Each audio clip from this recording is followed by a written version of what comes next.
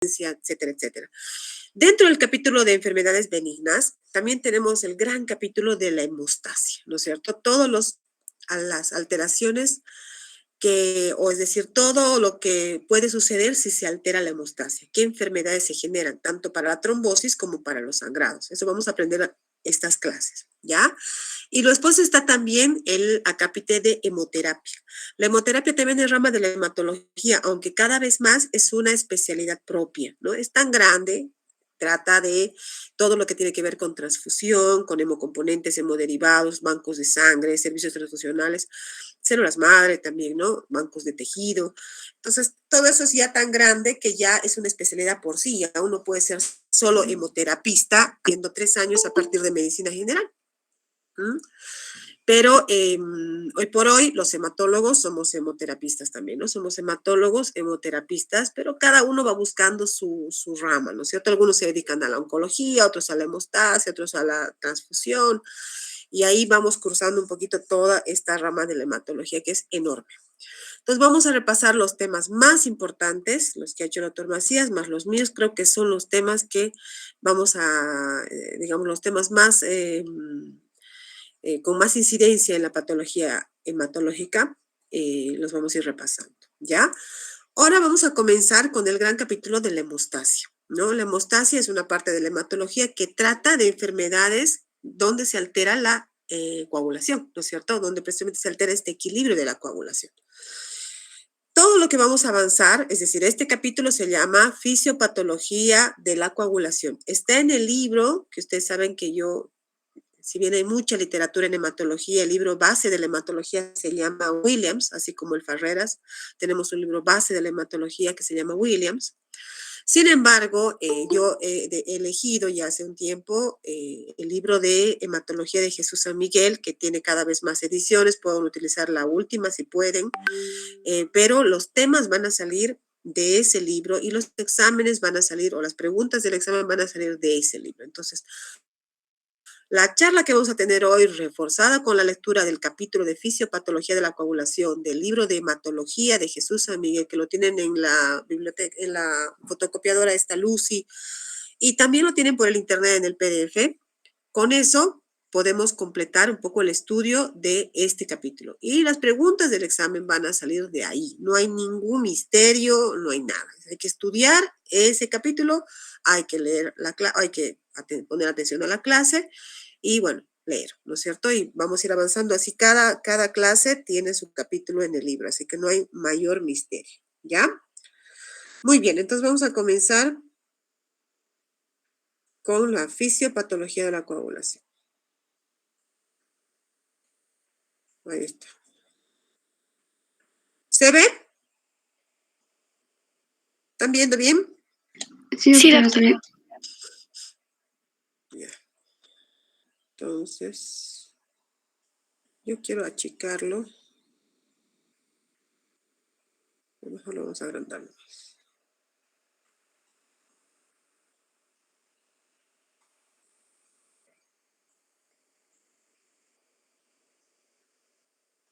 Ahí está. Ahora no sé dónde estoy. No estoy pudiendo encontrar cómo agrandar esto. A ver. ¿Verdad? ¿Sí? ¿Se escucha? Se ve chiquito.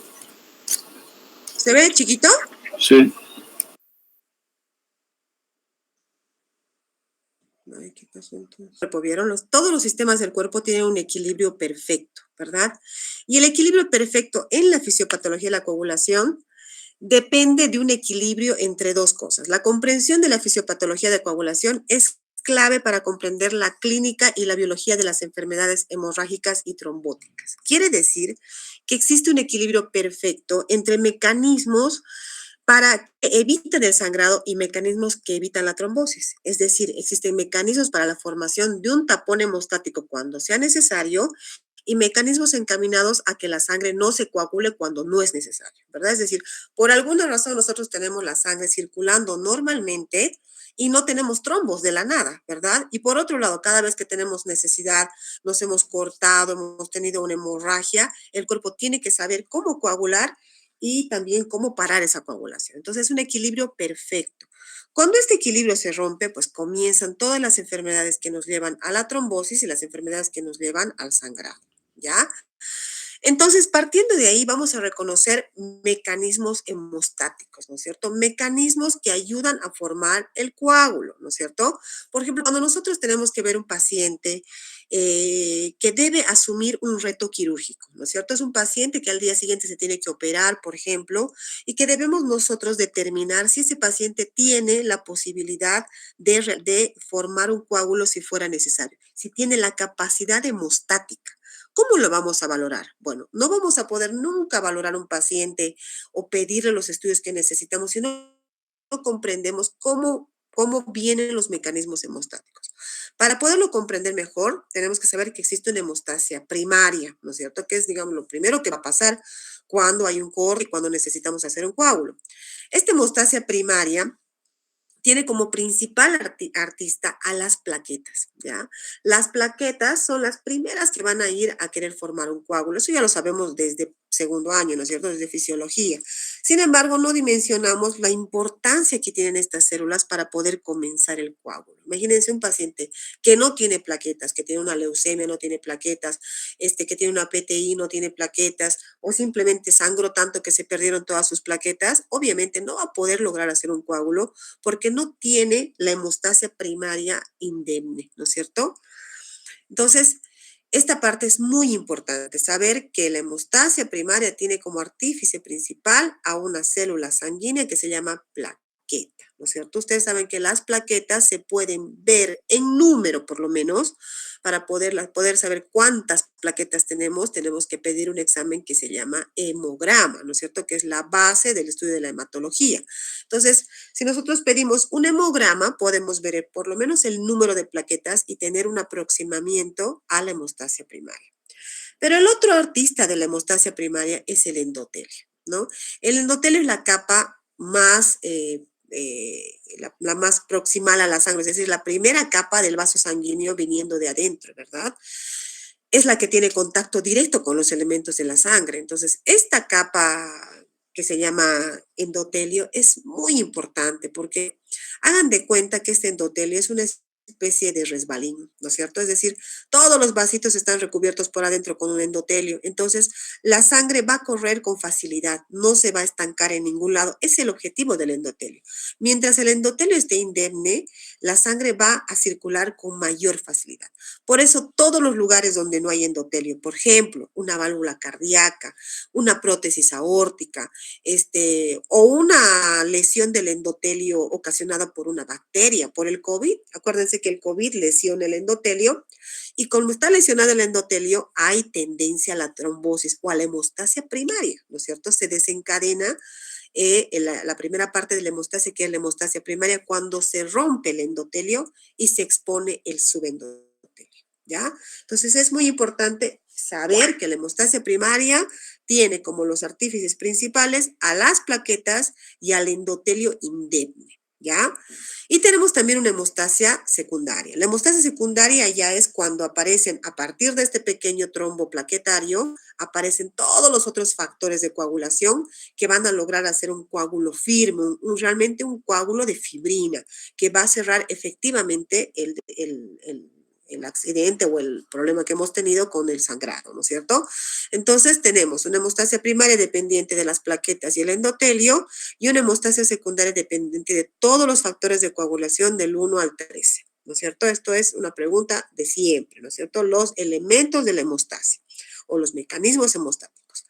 Pero también el cuerpo normalmente tiene mecanismos limitantes de la coagulación. Es decir, nosotros, por más que nos cortemos, tengamos una bacteria, lo que sea que haya pasado, hemos desencadenado un evento trombótico, hemos desencadenado un coágulo, ¿no es cierto?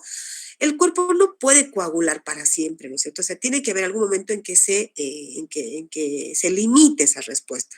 Entonces, ¿cuáles son los mecanismos limitantes de la coagulación? el flujo sanguíneo, ¿no? El hecho de que la sangre siga circulando hace que se vayan lavando los factores de coagulación. Tenemos también un sistema fibrinolítico, chicos. Quiere decir que además de esto estamos tan bien diseñados que después de que hemos hecho el coágulo para cerrar un corte que nos hemos hecho en el dedo, viene un sistema fibrinolítico y dice, bueno, paren hasta ahí nomás, ya no sigan coagulando porque vamos a coagular todo el cuerpo. Entonces empieza a parar la producción de fibrina y hay una fibrinólisis, ¿no es cierto? Un mecanismo natural que tenemos para parar la coagulación, ¿verdad?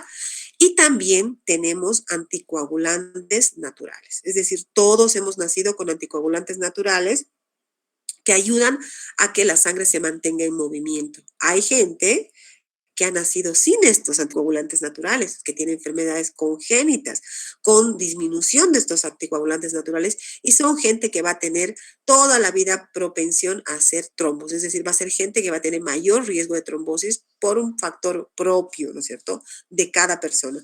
Ese es un número mínimo de personas, es decir, es una causa de las mínimas de trombosis, ¿no? Las mayores causas de trombosis son otras, mucho más comunes que las vamos a repasar mañana cuando nos toque trombosis, ¿ya?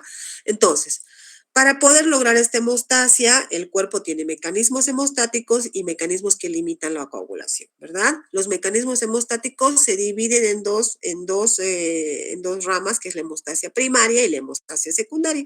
La hemostasia primaria tiene como mayor representante a las plaquetas y al endotelio, y la hemostasia secundaria los factores de coagulación. Y los mecanismos limitantes pasan sobre todo por el flujo sanguíneo, el sistema fibrinolítico y también los anticoagulantes naturales que tenemos, ¿verdad? ¿Cuáles son los componentes efectivos de la hemostasia? Entonces, si hablamos de hemostasia efectiva, decimos, ¿tenemos hemostasia efectiva nosotros? Bueno, ¿qué componentes debe tener la hemostasia efectiva? Un componente vascular, ¿no es cierto?, con un endotelio indemne, con un subendotelio, un componente plaquetario, proteínas de la coagulación. Esos son los 3 componentes de la hemostasia efectiva. Si quiero crear un coágulo, tengo que tener un componente vascular, tengo que tener suficientes plaquetas y tengo que tener proteínas de la coagulación. ¿Ya? Bien. Ay, pues ahora estamos fritos porque esto no se va a abrir.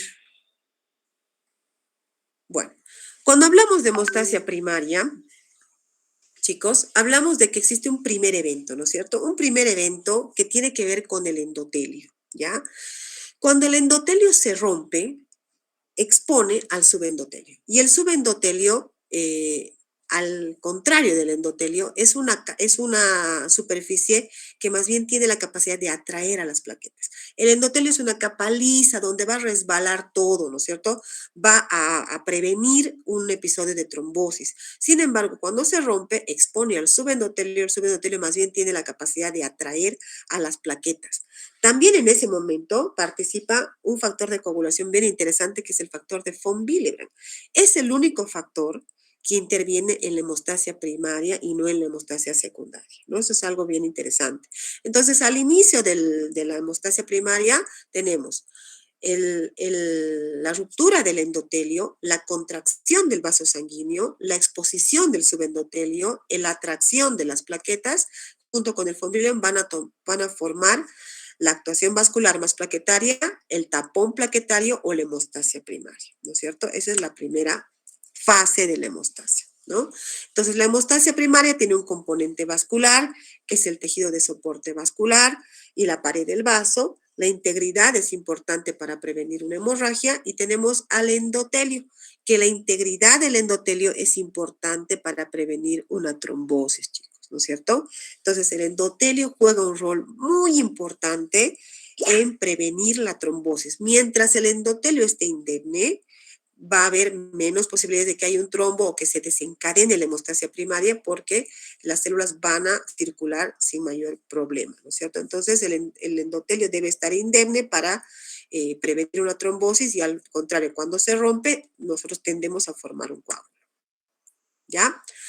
¿Por qué el endotelio es tromboresistente? Porque el endotelio dice que tiene una carga negativa. Tiene una enzima ADPasa que transforma el ADP en AMP, que es un potente antiagregante plaquetario, y por producir óxido nítrico y prostaciclina 12, ¿no es cierto? Que son inhibidores potentes de la agregación plaquetaria. ¿no es cierto? Entonces, el endotelio inhibe la agregación plaquetaria y además tiene una carga negativa que siempre va a repeler a los trombos, ¿no es cierto? Va a evitar que se formen trombos. En cambio, el subendotelio favorece a la agregación plaquetaria a través de la exposición del colágeno y las microfibrilas a las que se adhieren las plaquetas, ¿no es cierto? Entonces, el subendotelio es protrombo y el endotelio es antitrombo. Eso es algo que deben saberlo siempre. Pero además, dice que en la hemostasia primaria el componente plaquetario es bien complejo, chicos. No solamente existe ni siquiera es una célula la plaqueta. La plaqueta es un pedazo de citoplasma de una célula enorme que se llama megacariocito, que es la mamá de las plaquetas, que está dentro de la médula ósea, y va desprendiendo el citoplasma restos celulares que se llaman plaquetas. No tienen núcleos, son simplemente restos celulares, pero tienen muchos es una célula compleja que además de tener una membrana muy compleja, gránulos en su interior, tiene también una atmósfera plaquetaria. Es decir, su forma de formar un coágulo va a ser un poco compleja, ¿no es cierto? Finalmente, las tres reacciones básicas que desarrollan las plaquetas son la adhesión, la liberación del contenido granular y la agregación, ¿no es cierto? Ustedes ya saben eso, que el objetivo final en esta parte de la hemostasia primaria es realizar o formar o agregar las plaquetas realizando la agregación plaquetaria, ¿no es cierto? En la adhesión se adhieren las plaquetas ¿cómo se adhieren las plaquetas al subendotelio? Se unen a través de la glicoproteína 1B9, ¿no es cierto? Actuando como puente el factor de von Willebrand, es lo que les decía. El factor de von Willebrand es un factor de coagulación que actúa en la hemostasia primaria, a diferencia de todos los demás que actúan en la hemostasia secundaria, ¿no es cierto? Bien, después tenemos una fase que se llama liberación del contenido granular, en donde, ¿en qué consiste esta reacción? En realidad, espérenme, un cachito, ¿dónde está? Aquí me falta pues una diapositiva. En la fase de liberación del contenido granular podemos inhibir esta fase a través de medicamentos. Por eso es importante conocer todas las fases de la acción plaquetaria. La aspirina, que es un potente antiagregante plaquetario, precisamente actúa en esta parte, ¿no es cierto?, en la liberación del contenido granular. Por eso, si queremos inhibir la agregación plaquetaria, podemos utilizar aspirina o todos los otros antiagregantes un poquito más sofisticados como el dipiridamol, el clopidogrel, que actúan de esa manera también, ¿no es cierto? La cosa es llegar a inhibir la liberación del contenido granular. Bien, ¿qué más? ¿Cómo se produce la agregación plaquetaria? Bueno, las plaquetas exponen glicoproteína 2B3A y el fibrinógeno actúa como puente uniendo a esta glicoproteína las plaquetas adyacentes. La agregación es estimulada por el contenido liberado por los glánulos de ADP y serotonina con el factor de von Willebrand y otras sustancias como la trombina y la adrenalina. Bueno, en fin, lo que sucede durante la hemostasia primaria es a través de las tres fases de la agregación, lograr que las plaquetas formen un trombo plaquetario o un inicio de la trombosis con un agregado plaquetario, ¿verdad? En cambio, en la hemostasia secundaria tenemos a todos los otros factores de coagulación, que son proteínas de la coagulación. ¿Dónde se producen estas proteínas de la coagulación? Bueno, la mayoría de las proteínas de coagulación, si no todas, se producen en el hígado, ¿ya? Entonces, para poder tener una hemostasia secundaria eficiente, tenemos que tener un hígado con buena funcionalidad, ¿no es cierto? Si yo voy a evaluar un paciente para una probable cirugía, si voy a querer definir si va a poder formar un coágulo, seguramente, además de evaluar la hemostasia primaria y hemostasia secundaria, evaluaré su función hepática, porque los factores de coagulación se producen, pues, en el hígado. ¿Qué forma van a tener? Son todas proteínas de la coagulación, pero pueden ser simógenos, proenzimas, cofactores o el mismo fibrinógeno, ¿no es cierto? Todos los factores del 1 al 13 van a tener su inicio en el hígado. Un paciente que tiene una hepatopatía, un paciente que tiene un tumor hepático, un paciente que tiene hepatitis, tiene cirrosis, seguramente no logrará completar la hemostasia secundaria, ¿no es cierto? Bien, entonces todos los factores se liberan o se producen en el hígado, excepto el factor de von Willebrand que se produce en el endotelio, ¿no es cierto? Esto es algo muy importante. Para evaluar la hemostasia, además de evaluar hemostasia primaria y hemostasia secundaria, debo evaluar la funcionalidad del hígado. Y tengo que saber que todo paciente que tiene algún indicio de hepatopatía puede tener alteración de la coagulación y debo darle más importancia para prever sangrados cuando se va a someter a procedimientos quirúrgicos, ¿ya? Dentro de los factores de coagulación existen estos 4 factores que son muy potentes, chicos, son muy importantes porque son potentes, sobre todo el factor 7 de la coagulación. De hecho, cuando se quiere crear productos para mejorar la hemostasia, qué sé yo, acuérdense que nosotros tenemos para poder mejorar la hemostasia secundaria al plasma fresco congelado, ¿verdad? El plasma fresco congelado contiene factores de coagulación de otra persona con buena actividad y puedo utilizarlas en un paciente para mejorar la hemostasia secundaria.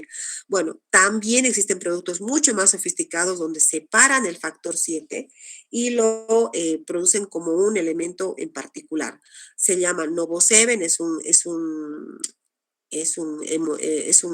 hemoderivado que se utiliza en situaciones de alto riesgo de sangrado, cuando el paciente está sangrando demasiado y ya hemos agotado tal vez todas las posibilidades de mejorar la hemostasia, utilizamos factor 7 recombinante, que bueno, hay poco y es caro, pero ¿de dónde viene este razonamiento? De que los factores de coagulación vitamina K dependientes son potentes y son súper importantes, ¿no? Y son estos 4 que tienen que saberlos porque, bueno, obviamente son parte importante de la hemostasia. ¿Ya? La vitamina K participa en la carboxilación de los residuos de ácido glutámico de estas proenzimas y estos residuos permiten a través del calcio la unión a los fosfolípidos, ¿no es cierto? Acuérdense que para que se produzcan todas estas reacciones de la coagulación necesitamos factores de coagulación, pero necesitamos también calcio y fosfolípidos. Es decir, donde vamos a formar un trombo, si me he cortado el dedo y ahí va a empezar la hemostasia primaria y luego va a ir la hemostasia secundaria, también se va a secretar calcio y fosfolípidos, y eso va a hacer que se pueda formar un coágulo. Por eso, cuando quiero remediar la acción in vivo, lo que está pasando in vivo, cómo se coagula la sangre en vivo, quiero remediarlo a través de laboratorios, cuando hago las reacciones en los tubos, tengo que agregar calcio y fosfolípidos para que pueda remediar o pueda simular en un tubo lo que puede llegar a pasar en la sangre de un paciente. ¿No es cierto? Entonces, el calcio y fosfolípidos son indispensables para la formación de complejos activadores. ¿Ya? Bien. Estos factores de coagulación o estas proteínas, bueno, tienen varios pasos. Básicamente tienen 3 pasos para poder lograr crear un coágulo o una formación de trombina, ¿no es cierto? O sea, un trombo. Tienen la proteólisis, la polimerización y la estabilización. ¿Qué quiere decir esto? Esto a veces se torna un poco complejo de entenderla, la coagulación siempre es como compleja, pero lo único que quiere decir es que se van potenciando unos a otros, ¿no es cierto? Un factor activa al otro, una enzima corta una, activa a la otra. Entonces, la idea es que se pueda potenciar la formación de un coágulo de fibrina, ¿no es cierto? Cada factor se activa al otro, ¿no es cierto? Entonces, ¿cómo se activa la hemostasia secundaria? Que digamos es la más compleja de poder entender tal vez, y esta es la forma clásica en la que la hemos aprendido todos. Sin embargo, hoy por hoy los conceptos han cambiado un poco. Pero, ¿qué se sabe de la hemostasia secundaria? Se sabe que actúa a través de 2 vías, ¿no es cierto? La vía intrínseca y la vía extrínseca. Esto lo hemos repetido tantas veces que no se trata solo de memorizarla, ¿no es cierto?, de saber quién activa a quién. Ese no es el sentido de la hemostasia secundaria, sino saber que todos se van a potenciar para lograr finalmente un gran coágulo de fibrina. Ese es el objetivo. El objetivo es que el paciente deje de sangrar, chicos, ¿no es cierto? ¿Cómo va a dejar de sangrar? Activando todos sus factores de coagulación. ¿Cómo? A través de 2 vías. Ustedes ven que la vía extrínseca tiene un factor vitamina K potente, el factor 7. Entonces, en la vía extrínseca se encuentra el factor 7 potente, importante en esta vía. Y en la vía intrínseca están los factores 8 y 9 sobre todo. Ambas vías quieren activar el 10, quieren convertir el 10 en 10 activado para que se convierta la protrombina en trombina y el fibrinoide en fibrina. Punto. Eso es lo único que quieren hacer. Ahora, ¿cómo voy a evaluar si mi paciente está haciendo todo esto de manera adecuada?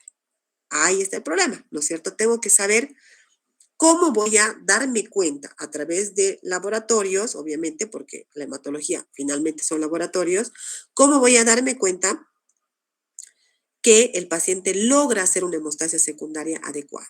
Bueno, la vía extrínseca se mide a través del tiempo de protrombina. Los tiempos de coagulación, ¿qué son? Cuando uno dice, pídale tiempos de coagulación, mañana se va a operar, hay que analizar, vamos a ver la hemostasia primaria.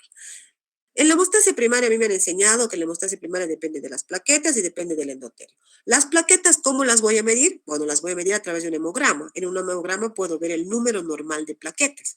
El número normal de plaquetas es más de 150,000 a 300,000, ¿verdad? Entonces, si tengo más de 150,000, puedo decir que este paciente tendría que tener una hemostasia primaria adecuada porque tiene un buen número de plaquetas. Pero ¿cómo están actuando esas plaquetas? ¿Cuál es la función plaquetaria? Bueno, la función plaquetaria es un poquito más difícil de poder acceder. La función plaquetaria verdadera, saber cómo están actuando esos gránulos, esa membrana, esa atmósfera plaquetaria, se hace a través de un estudio que se llama agregómetro, que es un estudio especial para las plaquetas, que son complejas. ¿Cuándo se usa un agregómetro? Cuando el paciente realmente tiene una enfermedad plaquetaria, cuando ya he descartado todas las razones de sangrado y no encuentro. Y realmente yo estoy sospechando que ese paciente no tiene las plaquetas funcionando adecuadamente. Ahí voy a usar una agregometría. Es un estudio de alta especialidad y el porcentaje de pacientes que tiene alteración de la función, que ha nacido con alteración de la función plaquetaria, es mínimo por suerte. ¿Qué es lo más frecuente? Lo más frecuente es que esas plaquetas estén inhibidas por un medicamento. ¿Se acuerdan de la aspirina? La aspirina inhibe la agregación plaquetaria, o sea, afecta a la plaqueta en una de sus funciones. Entonces, tengo que preguntar al paciente, señor, ¿usted está tomando aspirina, aspirineta, desenfriolito, todas las marcas de aspirina para saber si su hemostasia primaria está siendo afectada? No, no tomo nada, no nada.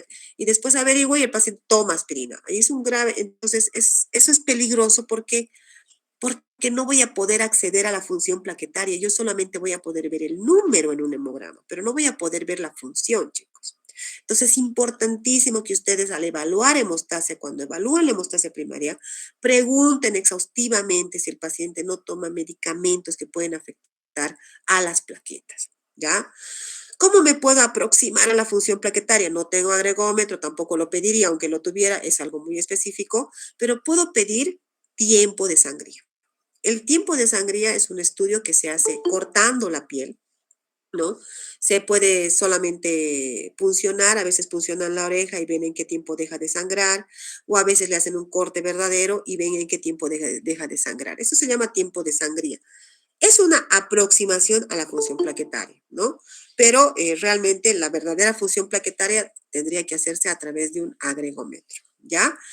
Bien, entonces para evaluar la hemostasia primaria voy a pedir un hemograma y un tiempo de sangría. ¿Y qué voy a pedir para evaluar la hemostasia secundaria? Bueno, para evaluar la hemostasia secundaria pido los tiempos de coagulación, ¿ya? Ahora, los tiempos, decir tiempos de coagulación es algo muy subjetivo. Por ejemplo, hay un laboratorio que se llama tiempo de coagulación como tal.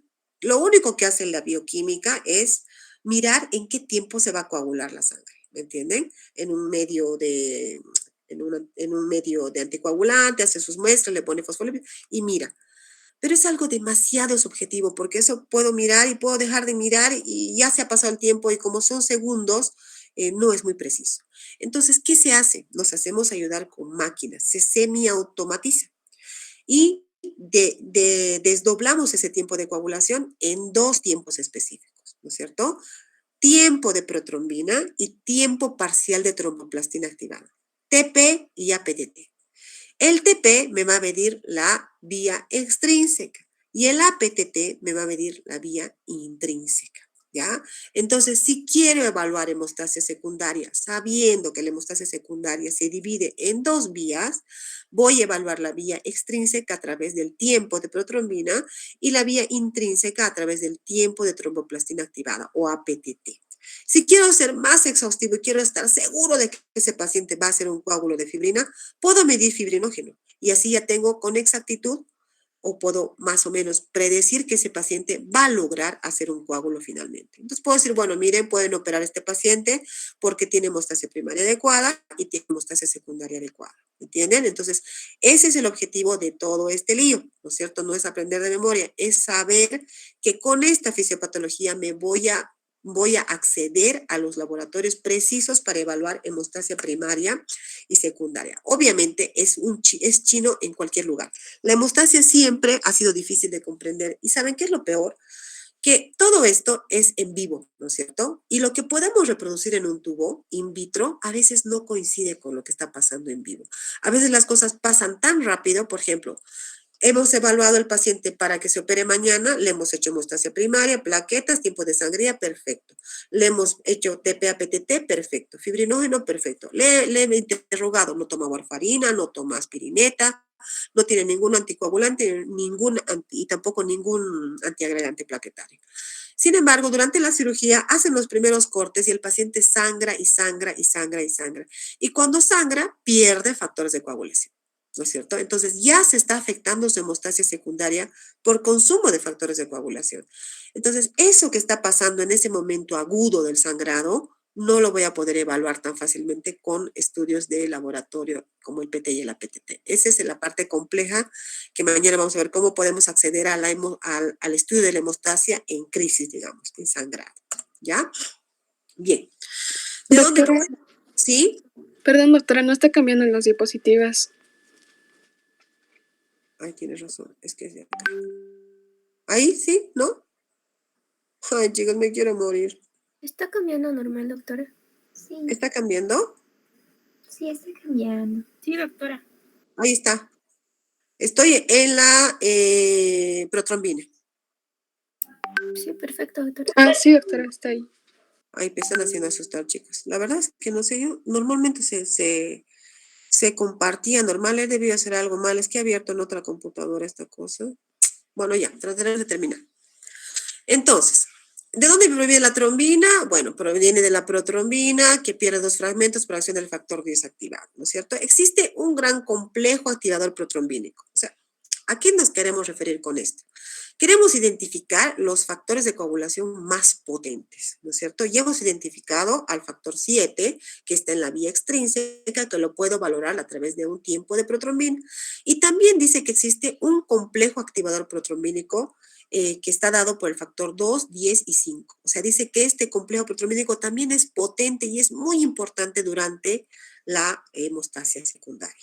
¿Para qué me sirve esto? Para saber que cuando se altera la hemostasia secundaria en un sangrado importante, tengo que lograr hacer un coágulo, puedo utilizar todos estos artificios. Existe complejo protrombínico como un hemoderivado, es decir, existe un producto que se llama complejo activador protrombínico que lo puedo utilizar en una situación de urgencia, ¿no es cierto? De sangrado y de urgencia. Todo viene de la fisiopatología, de saber cómo se maneja.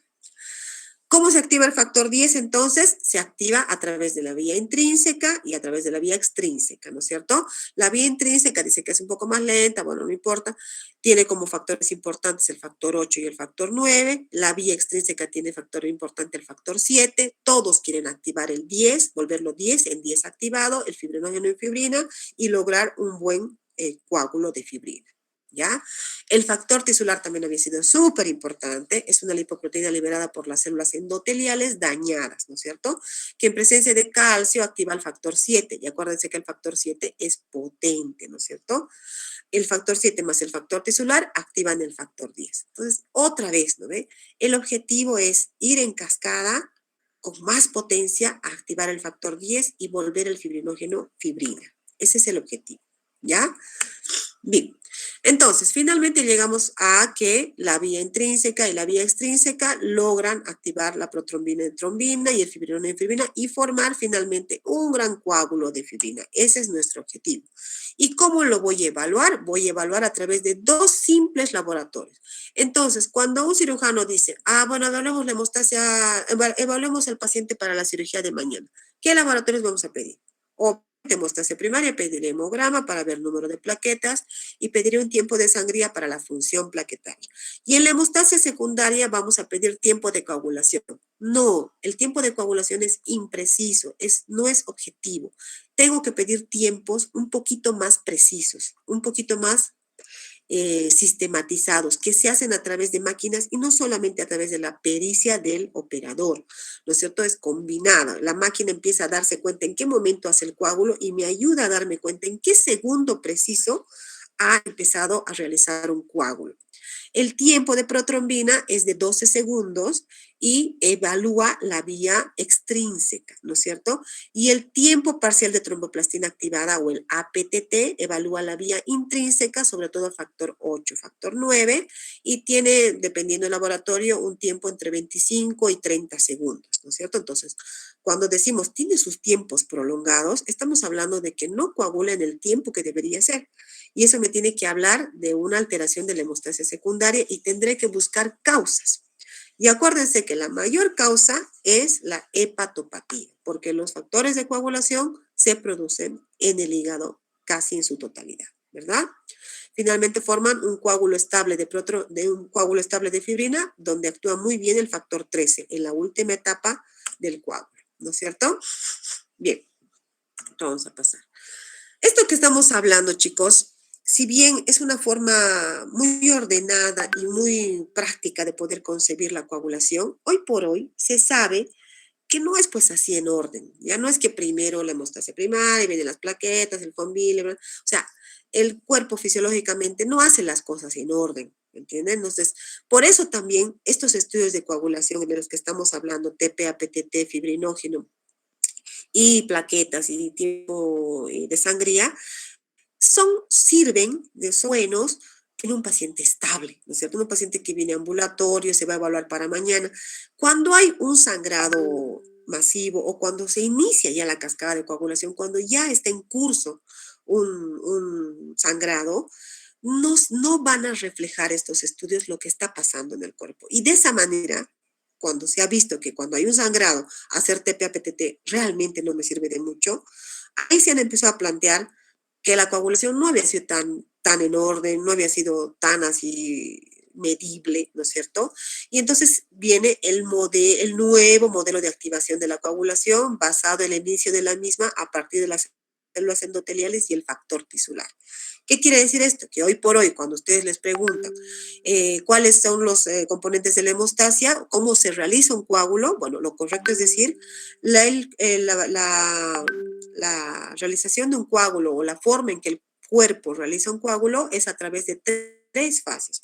Una fase de inicio, una fase de amplificación y una fase de propagación. Esta es la nueva concepción de la coagulación.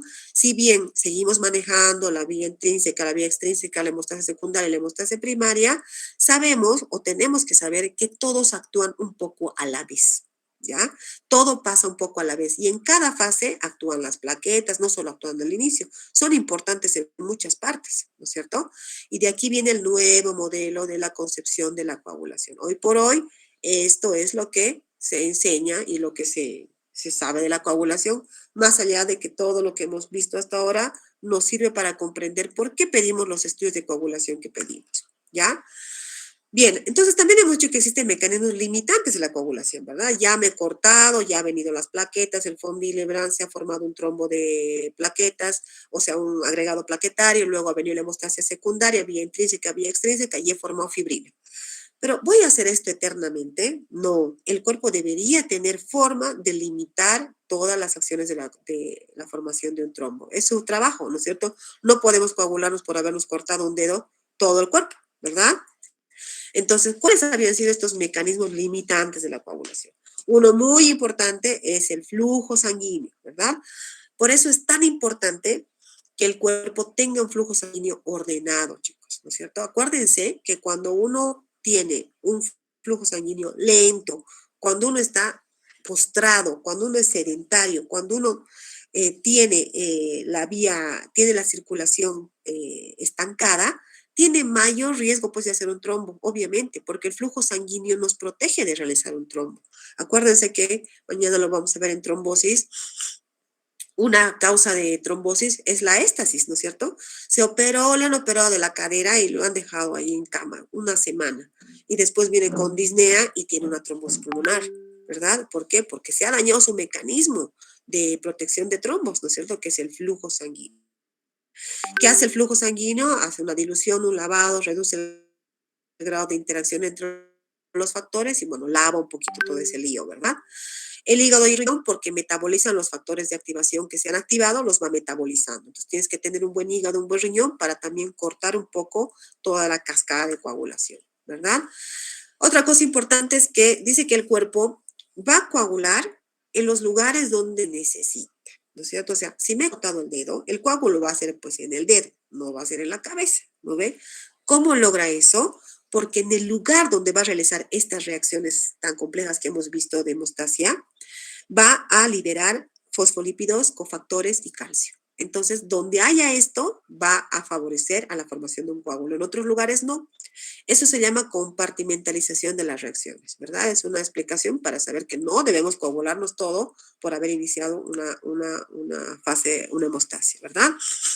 Dice que hay feedback, quiere decir que cuanto más trombina se produce, más baja la activación de los cofactores, o sea, como que se regulan, ¿no? Ya basta, ya no más coagulación, menos, no tantos cofactores. Entonces, esto es algo que hace el cuerpo naturalmente y lo hacen todos los sistemas, ¿verdad? Todos los sistemas están bien equilibrados de esta manera.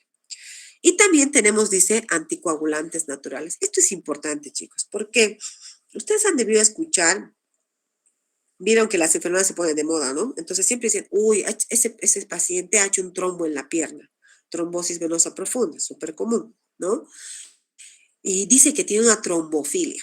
Ay, ¿qué es una trombofilia, no? Dicen, pues, una trombofilia, una enfermedad propia de cada persona, puede ser familiar, puede ser heredada, puede ser adquirida también, ¿ah? Pero que hace que esa persona tenga una predisposición particular de esa persona a hacer un trombo, ¿me entienden? O sea, es una persona que no tiene factores de riesgo clásicos y sin embargo hace un trombo. ¿Me entienden? Ahí hay que sospechar que esa persona no tiene buena cantidad o tiene alguna alteración en sus anticoagulantes naturales. Por suerte, representa menos del 5% de las causas de trombos.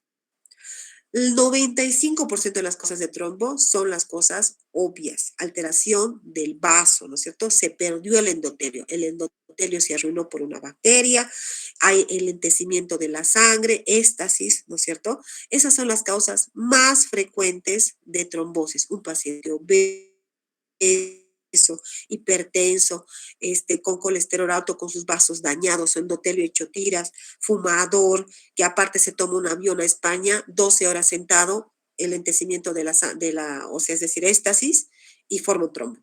Lógico, tiene todas las fichas del sorteo para hacer un trombo, ¿no es cierto? En cambio, la gente que tiene estas enfermedades raras que se llaman trombofilias, que han nacido sin anticoagulantes naturales o con una baja cantidad, son gente que no tiene por qué trombosar, es un paciente joven, es deportista, tiene 30 años y se ha infartado. ¿Cómo se va a infartar de 30 años si no tiene ni presión alta, no es diabético, es deportista, es joven? Entonces, en esa gente hay que sospechar este tipo de enfermedades, ¿ya? Porque todos tenemos anticoagulantes naturales, pero hay gente que no los tiene y puede generar trombos, ¿ya? Bien, ¿qué más? Esto vamos a ver aquí. Esto todo tiene que ver con lo mismo, ¿no es cierto? Los anticoagulantes naturales, la proteína S, C y S, hay muchos anticoagulantes naturales, vamos a ir viendo en los siguientes capítulos también.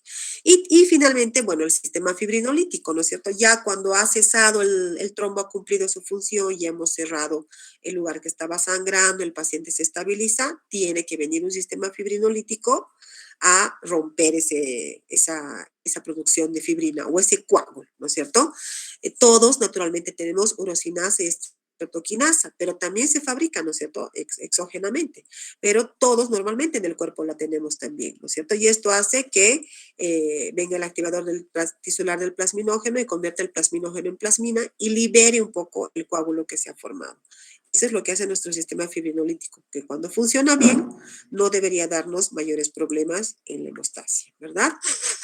Bien, entonces, ¿cómo vamos a evaluar a un paciente, cómo se evalúa el sistema de coagulación, ¿no es cierto? O sea, nosotros sabemos, por ejemplo, vamos a evaluar corazón. Vamos a evaluar corazón, hay que escuchar con un estetoscopio, vamos a escuchar los ritmos cardíacos, vamos a estudiar el ritmo, la frecuencia, soplos, etc. En cambio, cuando hablamos de hemostasia, decimos, escucha, ¿cómo voy a evaluar hemostasia semiológicamente? ¿Qué va a presentar ese paciente? ¿No es cierto? Entonces, vamos a ver un poco qué pistas tenemos para saber si la coagulación está funcionando adecuadamente. ¿Ya? Entonces, todo lo que es hematología, chicos, todo lo que tiene que ver con la sangre, por decirlo así, tiene una conjunción de pruebas, ¿no es cierto? Primero tiene una manifestación clínica que debo asociar con resultados o pruebas de laboratorio. Es difícil que yo diagnostique cosas de hematología sin tener pruebas de laboratorio, sin mirar cosas del microscopio o sin hacer pruebas de laboratorio. Es una especialidad que requiere sí o sí de esta interacción, ¿verdad? Entonces, el conjunto de manifestaciones clínicas más pruebas biológicas nos va a dar a conocer una probable enfermedad de la coagulación, ¿verdad? ¿Qué debo preguntar? A ver, cuando me viene un paciente que debe ser evaluado en la hemostasia para poderse operar al día siguiente, al otro día, que si me manda el cirujano y me dice, quiero que lo evalúes porque este se va a operar y no sé si va a sangrar. Entonces hay que preguntar varias cosas, ¿no es cierto? Hay que preguntar sobre hemorragias pasadas, ¿no es cierto? Tal vez un antecedente al nacer, si tuvo algún problema de hemorragia, o de chico, ¿no es cierto? Acuérdense que hay enfermedades congénitas donde uno nace, por ejemplo, sin factores de coagulación. Acuérdense que hay una enfermedad que se llama hemofilia, donde uno tiene deficiencia o baja cantidad o cero de factor 8 y 9 vía intrínseca, ¿no es cierto? Entonces, estos pacientitos desde chiquitos van a sangrar. Los sangrados del paciente hemofílico, como es hemostasia secundaria, suelen ser hemorragias grandes nomás, suelen ser articulaciones, hombros, rodillas, son niños que van a venir con una hemorragia en el hombro, que van a venir varias veces con hemorragias en las rodillas, ¿no? Ese es lo típico de las hemofilias. Entonces, tengo que preguntar estas cosas, ¿no? De niño nunca he tenido sangrados, no, no he tenido nada. Bien. ¿Qué más? Siempre es bueno saber si el paciente tuvo algún reto quirúrgico previo, ¿no es cierto? Por ejemplo, le hay que preguntar, ¿usted ya se ha operado de algo? Me he operado 10 veces, donde me han sacado la vesícula, el apéndice, me han hecho cataratas, etc. Entonces, uno ya sabe que ya ha pasado por muchos retos quirúrgicos y no ha tenido mayores problemas. Eso es algo muy tranquilizante. Pero cuando ustedes tengan un paciente que les diga, nunca me he operado de nada, doctor, esta es la primera vez que voy a ir a quirófano, nunca se opera de nada, ni la muela, nunca. Entonces, ojo con ese paciente porque no tiene un antecedente quirúrgico, nunca ha tenido un reto hemostático. Entonces, hay que tener un poco más, un extra de ojo, ¿no es cierto? Bien. Si hay epistaxis, ¿no es cierto? Acuérdense, la epistaxis es una causa de consulta bien frecuente. Vienen las mamás con los chiquitos, está sangrando su nariz. Es como la cefalea, ¿no? Vienen, no sabes qué puede llegar a ser, pero tiene un montón de causas. Por suerte, la mayoría de las veces se trata solamente de fragilidad capilar. Acuérdense que los vasitos de la nariz están muy superficiales. Hace frío, hay resequedad, lo que sea. Entonces tenemos sangrado fácil de la nariz. Pero es por fragilidad capilar. La minoría de las veces tiene un trasfondo en una enfermedad de la coagulación. Y si tiene epistaxis habitualmente y si hay una alteración de la coagulación, suele ser de la hemostasia primaria.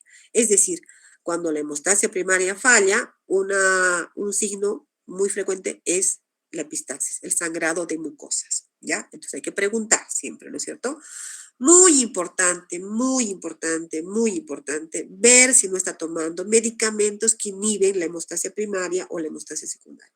En la hemostasia primaria, aspirina, clopidogrel, dipiridamol. Entonces hay que preguntar, ¿usted tiene enfermedad cardíaca? Ah, sí, el doctor me da para eso aspirina. Ah, está tomando aspirina. No, no le da nada el doctor, no, pero usted tiene fibrilación, el doctor no le ha dado aspirina, no me ha dado nada. Y resulta que toma una vitamina en la noche que había sido aspirina, ¿no? Entonces hay que ser enfático, chicos. Toma aspirina o no, investigar bien. ¿Por qué? Porque acuérdense que la hemostasia primaria voy a detectarla o voy a ver que esté bien a través del número de plaquetas y un tiempo de sangría, que es una cosa que a veces la hacen mal, ¿no es cierto? No, si es que está tomando aspirina, no me voy a dar cuenta en un laboratorio. Entonces, sí o sí debo preguntar. Y la aspirina se debe suspender al menos 5 días antes de una cirugía, ¿ya? Un poquito diferentes son los anticoagulantes. Por suerte, el anticoagulante más común, que es la warfarina inhibe a los factores vitamina K dependientes.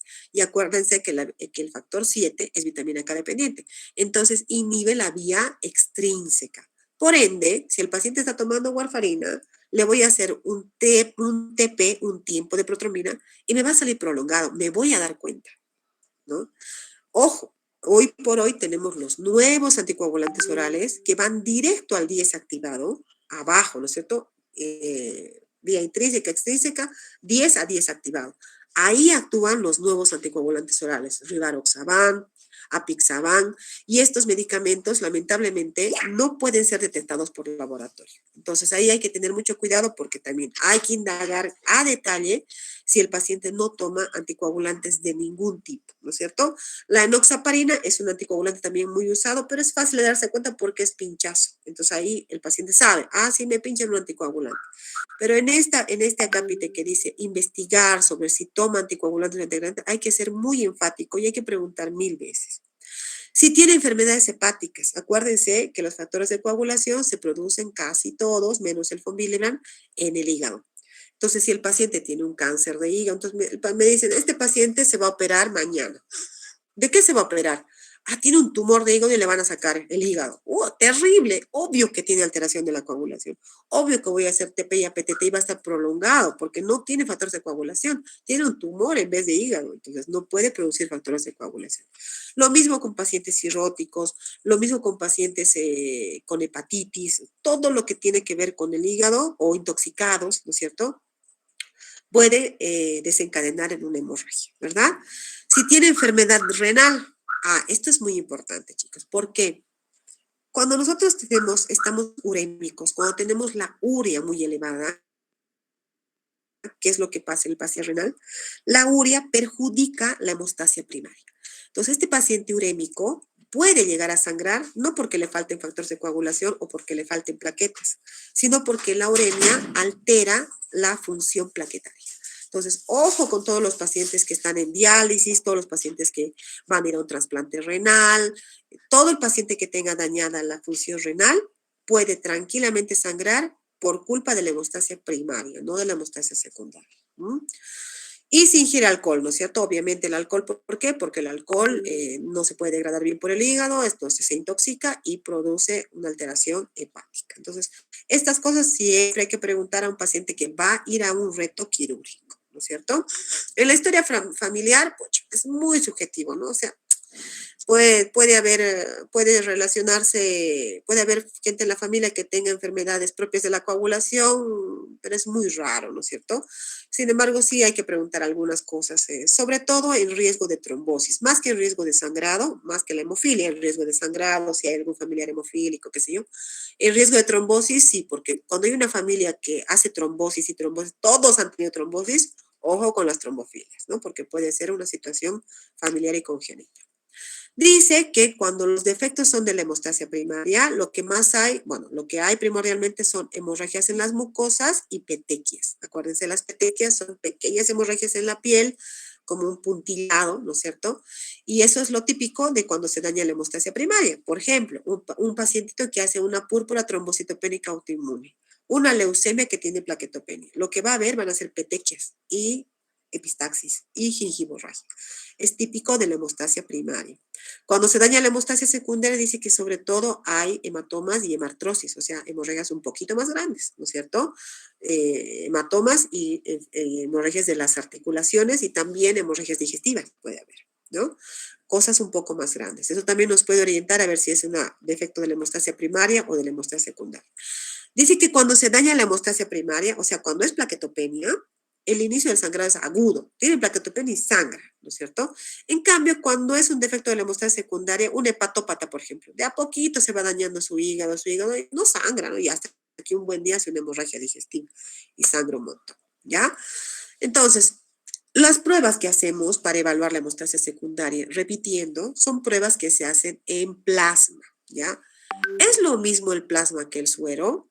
No es lo mismo, ¿no es cierto? Cuando nosotros sacamos, acuérdense que ustedes van a llegar al internado y ese mismo día les van a mandar a sacar laboratorio. Saque hemograma, pruebas de coagulación y pruebas químicas. Bueno, no van a saber qué hacer. Lo primero que tienen que saber es saber que cada prueba tiene tubos diferentes. Por ejemplo, el tubo de hemograma es un tubo que tiene un anticoagulante que se llama ACD. Que se llama EDTA. Este tubo lila tiene una tapa morada o lila mundialmente, ¿no es cierto? Entonces, el tubo para hemograma es un tubo de tapa lila con un tipo de anticoagulante. Ahí voy a ver plaquetas, hemoglobina, hematocrito, glóbulos blancos.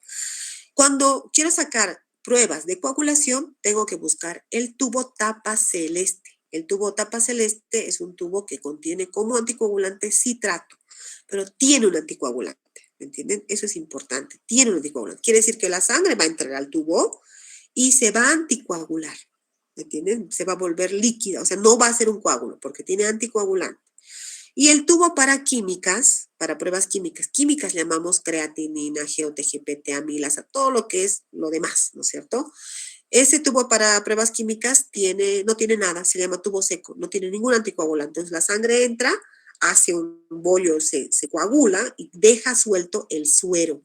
Y en ese suero podemos hacer todas estas pruebas químicas. Sin embargo, el tubo celeste, que es el tubo de coagulación, no puedes hacer un coágulo, porque si hace un coágulo va a consumir todos los factores de coagulación y lo que va a quedar sobrenadante, el suero, no va a representar la cantidad de factores de coagulación que tenemos, ¿verdad?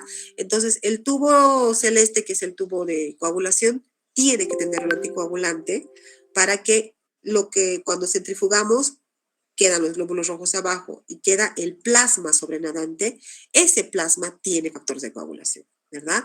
Y los puedo medir y puedo de esa manera saber si ese paciente tiene o no buena cantidad de factores de coagulación, ¿no es cierto? Entonces el plasma se obtiene a partir de la sangre anticoagulada, eliminando los elementos formes, o sea, los glóbulos rojos. Es imposible realizarle en suero ya que este se obtiene tras el coagulado de la sangre, no tiene factores de coagulación y no va a tener fibrinógeno, cofactores ni nada. Entonces, si van a hacer pruebas de coagulación, se hace en tubo tapa celeste que tiene citrato, ¿no? Y normalmente tiene una marquita hasta dónde voy a sacar en la sangre, ¿verdad? Repitiendo, para evaluar hemostasia primaria, sabiendo que la hemostasia primaria tiene como artífices a las plaquetas y al endotelio, debo evaluar midiendo el número de plaquetas, el recuento plaquetario, con un hemograma y mejor si veo un frotis para estar seguro de que sí tiene buenas plaquetas. La función plaquetaria verdadera la voy a acceder a través de una agregometría, pero es un estudio muy sofisticado para pacientes con real sospecha de alteración de la función, pero cotidianamente puedo hacer un tiempo de sangría para poder intuir si la función plaquetaria es adecuada.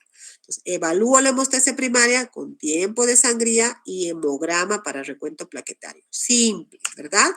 ¿Cómo evalúo la hemostasia secundaria? La hemostasia secundaria tengo que saber que depende de los factores de coagulación que se ordenan en dos vías, en la vía intrínseca y la vía extrínseca. La vía extrínseca tiene como factor más importante al factor 7, vitamina K dependiente, y la voy a poder evaluar a través del tiempo de protrombina. La vía intrínseca tiene como factores importantes al 8 y al 9 y la voy a evaluar a través de un tiempo parcial de tromboplastina activada. Estos dos estudios básicamente son los que evalúan la hemostasia secundaria, ¿ya? Tengo también el tiempo de trombina que evalúa la función del fibrinógeno. Lo puedo pedir, es un tiempo medio raro de pedirlo, pero me puede llegar a servir el tiempo de trombina. Y si quiero ser exagerado y quiero realmente saber que este paciente cuenta con fibrinógeno, le pido niveles de fibrinógeno. Haciendo estos 4 estudios, es más, haciendo este y nivel de fibrinógeno, puedo acceder a evaluación de la hemostasia secundaria sin ningún problema. TP, APTT y fibrinógeno. Entonces viene el cirujano y dice, ¿se lo has evaluado a este paciente? Sí, tiene hemostasia primaria perfecta, hemograma con plaquetas buenas, tiempo de sangría correcto y tiene una hemostasia secundaria con TP y APTT perfectos. Entonces este paciente es apto para ir a una cirugía, ¿verdad? Ahora, lo que pasa en la cirugía ya es otra cosa, pero tiene una hemostasia correcta. Esa es la forma correcta de evaluar hemostasia, ¿ya? Ahora, ¿cuál es el problema? Bueno, el del tiempo de sangría les he contado que el tiempo verdadero de sangría se hace con un corte estandarizado. Dice que el corte debe ser de 1 centímetro. O sea, imagínense que uno vaya para un tiempo de sangría y le corten 1 centímetro la piel. Medio grave, ¿no? Por eso el tiempo verdadero de sangría, que se llama tiempo de IV, no se hace de rutina. Lo que se hace es se hace un pinchacito en la oreja y se ve en qué tiempo deja de sangrar. Por eso no es un poco subjetivo, pero bueno, alguna idea nos da, ¿no es cierto? Ese es el tiempo de sangría. El tiempo de protrombina se hace a través del plasma, o de este plasma que hemos hablado, ¿no? Del tubo celeste, que se quitan los glóbulos rojos y queda el plasma así tratado. A ese plasma se agrega tromboplastina, que es factor tisular en suspensión, se agrega fosfolípido y calcio, y se empieza a contar hasta que coagule. Y nos ayudamos de una máquina. ¿no? Antes se hacía manual, hoy por hoy muy pocos bioquímicos tienen esa práctica. Casi todo lo hacemos a través de una máquina que nos ayuda a contar los segundos. Y debería estar entre 11 y 15 segundos dependiendo del fabricante del reactivo, ¿ya? ¿Qué evalúa? Evalúa el factor tisular, factor 7, acuérdense, vitamina K dependiente. Este factor 7 es afectado por la warfarina, ¿no es cierto? Por eso el TP o INR se pide en todos los pacientes que toman warfarina para evaluar su nivel de anticoagulación, ¿verdad? Evalúa también el factor 10, el factor 10, factores fibrinógenos. Bien. El APTT es también en un plasma citratado donde se agrega tromboplastina, fosfolípidos sin factor tisular y un activador con carga negativa que es el caolín. Se saca del veneno de las víboras. Y se agrega calcio y se cuenta, normalmente aparece un coágulo más o menos alrededor de los 30 segundos, que evalúa la fase de contacto y la vía intrínseca, ¿no es cierto? La precalicreína y todos estos factores de coagulación 9, 8, 9 sobre todo, y el fibrinógeno. ¿Ven? Entonces, sirve para evaluar la vía intrínseca. El tiempo de trombina, se agrega trombina diluida al plasma, citratado y se cuenta hasta que aparece un coágulo más o menos a los 20 segundos, que evalúa la funcionalidad del fibrinógeno. Bien. ¿Cuál es el problema de estas pruebas? Y eso vamos a abordar mañana. El problema de estas pruebas es que, puedes hacer el TP, nos podemos hacer nosotros en 10 laboratorios en el mismo día y es probable que no salgan idénticos, ¿entienden? Depende mucho del operador, depende mucho del reactivo correcto, que esté bien envasado, bien cuidado, de buena calidad. Realmente es un problema. Estas pruebas son un problema y hay que estandarizarlas donde trabajamos lo mejor posible, hacer pruebas de calidad, hacer control de calidad, para tener lo mejor posible estandarizadas estas pruebas, porque son problemáticas de reproducir, ¿ya? Peor en una situación de urgencia. O sea, esto me sirve, TP, APTT, o sea, hemograma, tiempo de sangre, TP, APTT, fibrinógeno, correcto en situación estable. En una situación de urgencia con un sangrado activo, probablemente no me sirva de nada. Ya vamos a ver qué es lo que nos va a servir en ese lado. ¿Está bien? Bueno, algunas preguntitas para recuperar un poco los datos. Un paciente con TP largo y los demás normales va a tener probablemente una alteración del factor 7, vía extrínseca, hemostasia secundaria, ¿ya?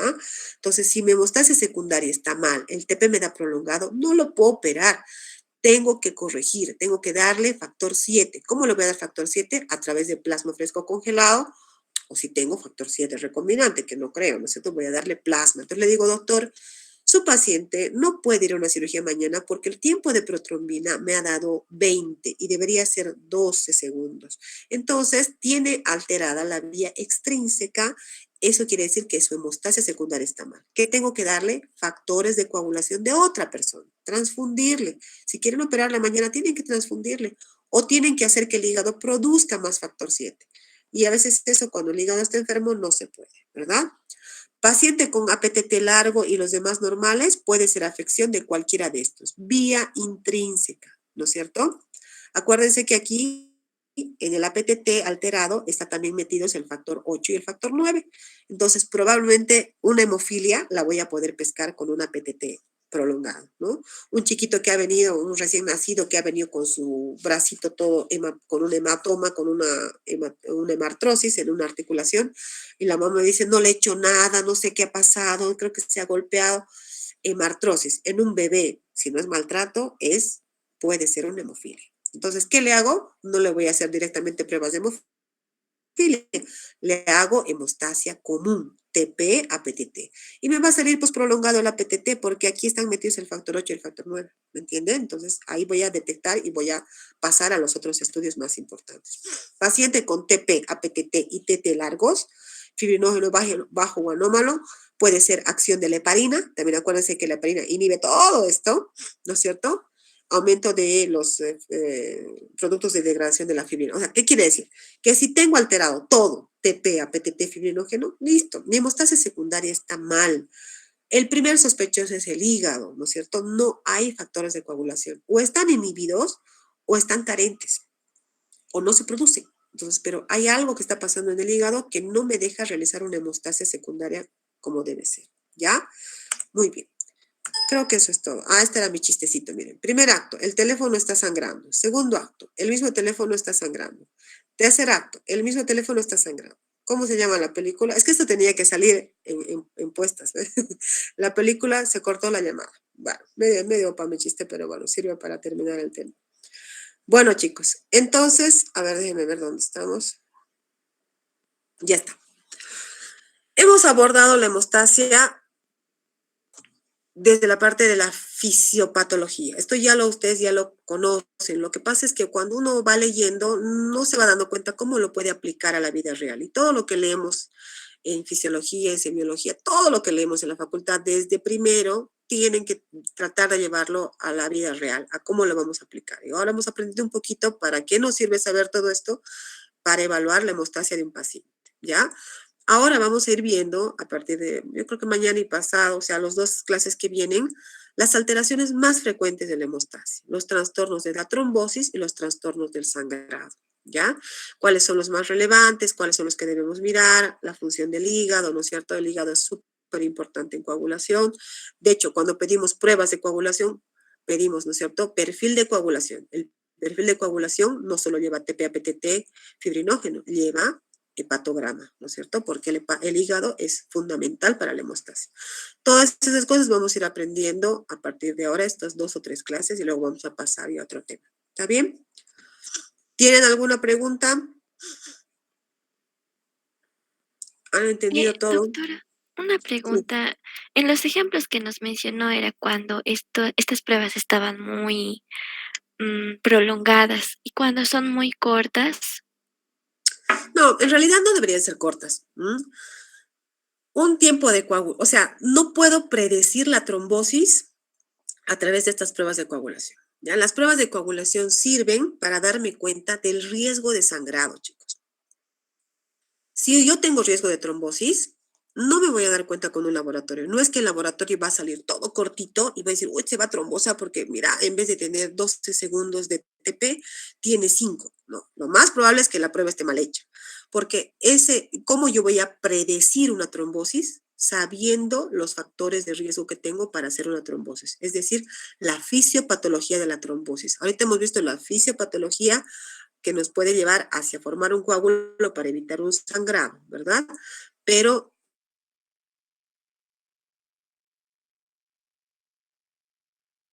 la fisiopatología de la trombosis lleva otros factores de darme prolongados hechos. Primera cosa, ¿no? Acuérdense que son difíciles de reproducir, necesitan varias cosas para que estén bien hechos.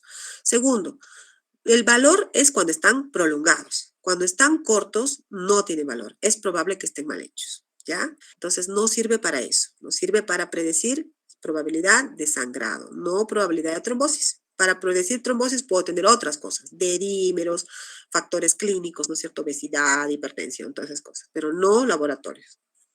¿Está bien? Sí, doctora, muchas gracias. ¿Qué más? Medio peles mis diapositivas, ¿no? No voy a aprender a manejar esta cosa, pero la verdad es que siempre me salía bien. Bueno, ni modo. Después no vale la pena que les pase las diapositivas porque estas diapositivas, chicos, están hechas en base al libro, ¿ya? Ustedes tienen que ir al libro y leer el capítulo y lo van a leer tal cual, ¿no es cierto? Mejor si lo leen pronto, así no se les olvida todo y fijan conocimientos. Entonces, la próxima vez que les digan, hay que evaluar hemostasia, pidamos tiempo de coagulación. No, el tiempo de coagulación no sirve, sirve el TP y el APTT. ¿Para qué vías? ¿De qué manera? ¿Qué evalúa? Todo eso es lo que queremos saber ahora. Simples cosas que hemos aprendido en esta clase, que si quiero saber si un paciente tiene capacidad de hemostática, tengo que evaluar hemostasia primaria con este laboratorio. Hemostasia secundaria con estos otros. Chao, no hay más. Esa es mi forma de evaluar su capacidad hemostática. Es lo único que vamos a aprender acá. Después vamos a aprender las enfermedades. ¿Está bien? Sí, doctora. Bueno, chicos. Está bien. Entonces nos vemos mañana a las 8. A las 8 me parece que es un buen horario, a no ser que ustedes tengan otras clases, pero creo que más bien tienen clases más temprano, ¿no? Lo dejamos a las 8 nomás, ¿no? Sí, doctora. Perfecto. Muy bien, si no hay más preguntas, nos vemos mañana a las 8 y vamos a avanzar mañana trombosis. Vamos a terminar un poquito este tema que me falta una cosita y vamos a empezar trombosis, ¿ya? Está bien.